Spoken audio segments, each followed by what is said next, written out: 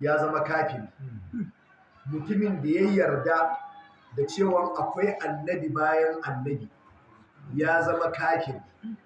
Mutumin da wani ya da'awan annabta ya yi imani da wannan a matsayin annabtan wannan shi ma ya zama kafiri. An fahimta? Da haka mutumin da ya saki harshe a janabin manzan Allah wadda sakin harshen ta kai mahaddin kafirci, sai wani ya ce sun yarda da abin da wannan ya yi, shi ma wanda yadda ya zama kafiri.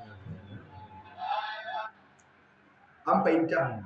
Wanda yake ganin cewa misali a'a ai wane ya ce kaza ce a'a ai maganan ya ba haka yake nufi ba, ya kamata a kalla maganan bayan maganan zahira ne, to shi ma ya zama kafiri.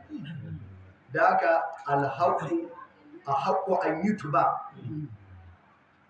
An fahimta? Gaskiya ita ne za a bi, don shi kuma lamarin annabi ba lamarin wasa ba ne.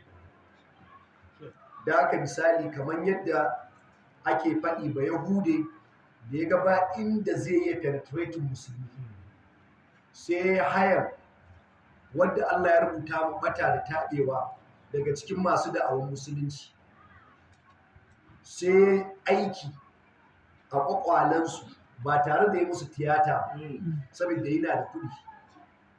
Daman suna da manhajin sutuni, suna da tsarin sutuni, suke ƙoƙarin ya za su yi su gayyara su baddala tunani da ƙwaƙwalwar mutum masu da'awar musulunci.